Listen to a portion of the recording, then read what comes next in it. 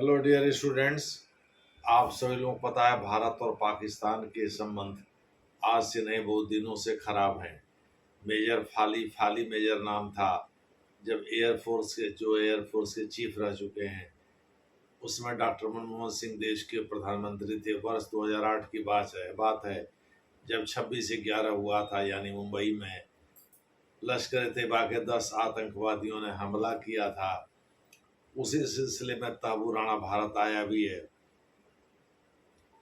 तो उसमें फाली मेजर का कहना है कि उन्होंने डॉक्टर मनमोहन सिंह, यानी जो कि देश के उसमें प्रधानमंत्री थे, उनसे कहा भी था कि भाई वो पाकिस्तान पर हमले के लिए तैयार हैं।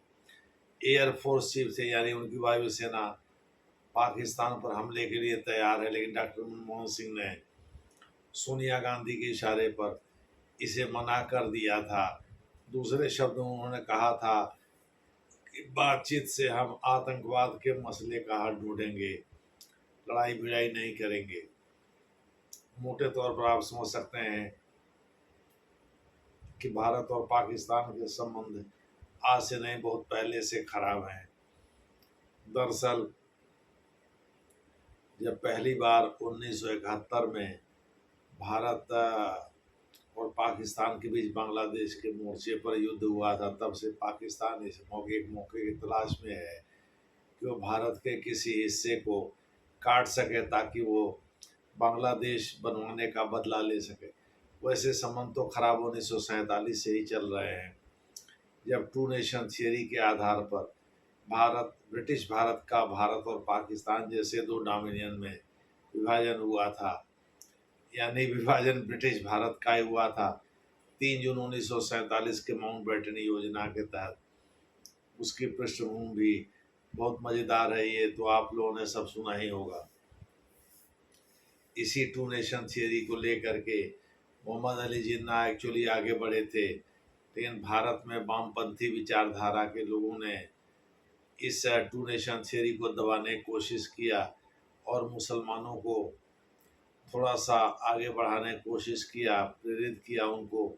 वही वो जैसे हिंदुस्तान के अन्य हिंदू हैं या अन्य लोग हैं यहाँ के बाशिंदे या नागरिक, उसी तरह से मुसलमान भी हैं। उन्होंने उनका बचाव किया।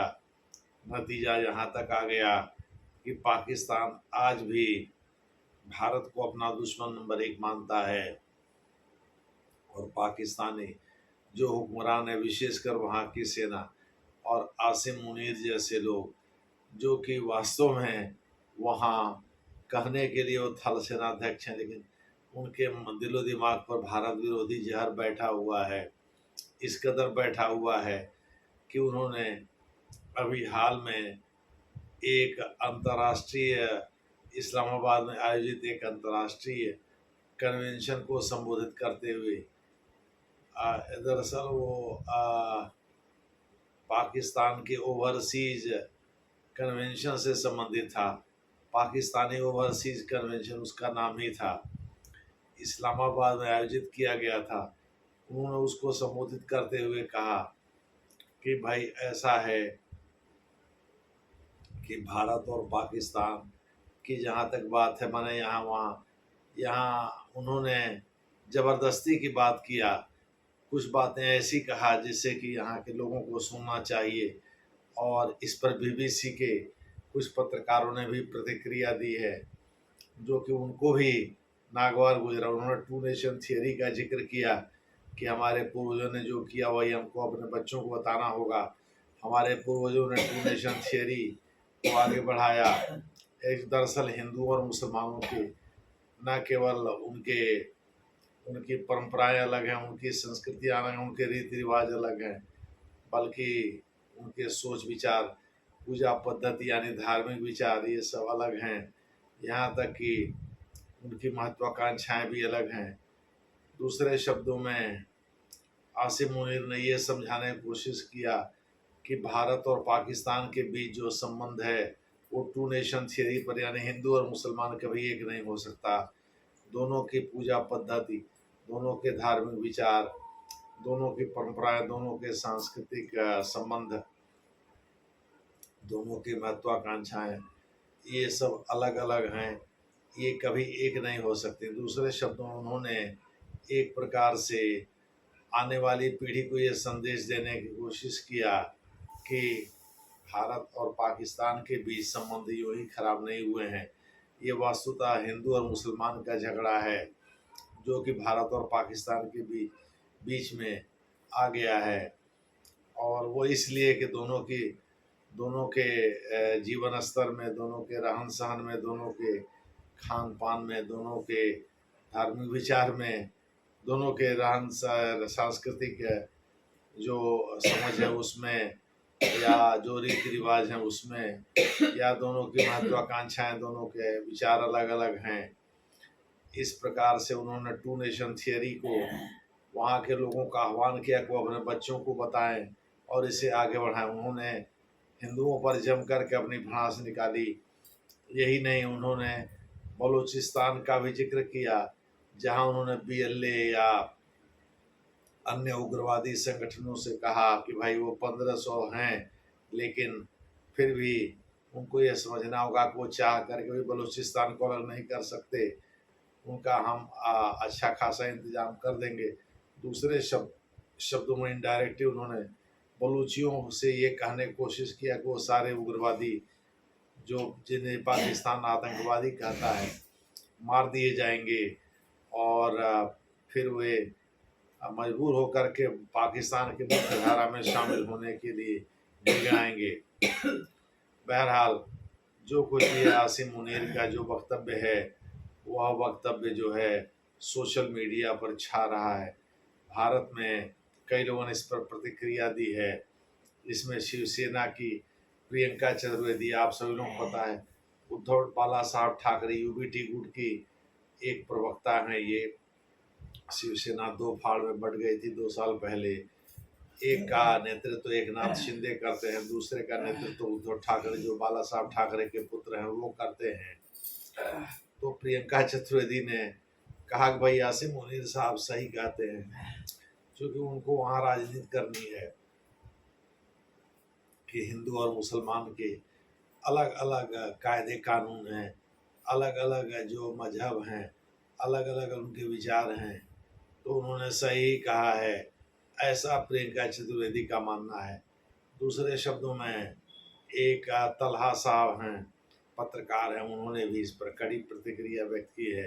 हालांकि कई पाकिस्तानी जैसे मिस्टर शाह हैं, वहाँ के जाने माने मोहम्मद शाह पत्रकार हैं, उन्होंने इसकी तारीफ किया है। इसी प्रकार से एक मैडम पत्रकार हैं, उन्होंने भी इसकी तारीफ किया है। कोई सम खातून है, उन्होंने भी इसकी तारीफ किया है। तो पाकिस्तानी तो इसकी तारीफ करेंगे, उनकी इतनी हिम्मत कहाँ है कि वो वहाँ के सेना के चीफ की बात को नकार दे। भाई वहाँ खाता न भाई जो आर्मी चीफ का है वही सही वाली बात चलती है। दूसरे शब्दों में आर्मी चीफ का वहाँ बोलबाला चलता है, वहाँ हुकूमत उन्हीं चलती है।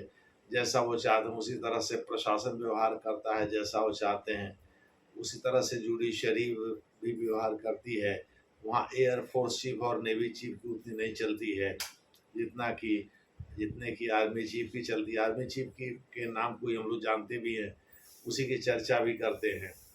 बहरहाल आसिम मुनीर ने जो टू नेशन थियरी का जिक्र किया है, उस टू नेशन थियरी को तमाम कांग्रेसियों ने भी नकारा है, तमाम लोगों ने भी नकारा है। लेकिन सच्चाई यही है कि भारत और पाकिस्तान के बीच जो संबंध हैं वो संबंध वास्तव में इस समय बहुत खराब हैं, अपने खराब दौर से गुजर रहे हैं। उन्होंने भारतीय सेना का भी मजाक उड़ाया है। तो कहीं ऐसा तो नहीं है कि POK खोने का उनको डर सता रहा है, क्योंकि भारत सरकार POK पर कोई बड़ा एक्शन लेने की तैयारी में है और इस वजह से भी हो सकता है कि वो चीन को मिलाना चाहती हो अपनी ओर, क्योंकि संभव है कि अगर चीन उसके साथ पाकिस्तान के साथ आ जाए तो भारत के लिए मुसीबत खड़ा कर देगा। इसीलिए भारत पहले चीन से एश्योरेंस चाहेगा।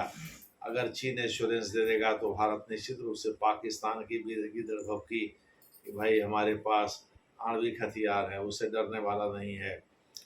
नरेंद्र मोदी सरकार इस मामले में बहुत ही सख्त है, पाकिस्तान को पस्त करेगी। और पाकिस्तान को जैसे पस्त करेगी वैसे ही बलूची वहाँ चढ़ बैठेंगे। टीटीपी के लोग पहले से ताक में हैं, तो पाकिस्तान तो चारों तरफ से घिरा हुआ है। देखना है आगे क्या होता है, जैसा होगा वैसा आपको बताया जाएगा, वैसे ही चर्चा आपसे की जाएगी। धन्यवाद।